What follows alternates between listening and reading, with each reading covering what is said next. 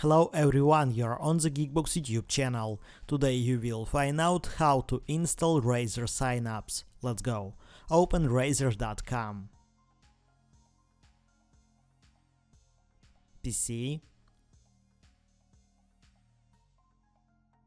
Software.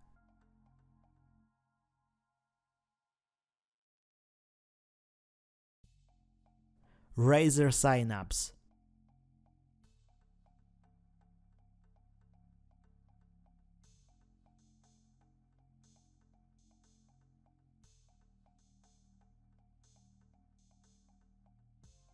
Select the desired software.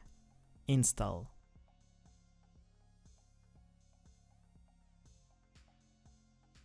Wait for the installation to complete.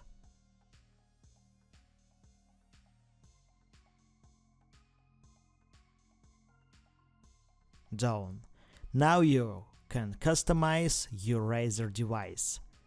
That's it. Now you know how to install Razer Synapse. Thanks for watching. Don't forget to like and subscribe to the channel. Good luck and see you soon.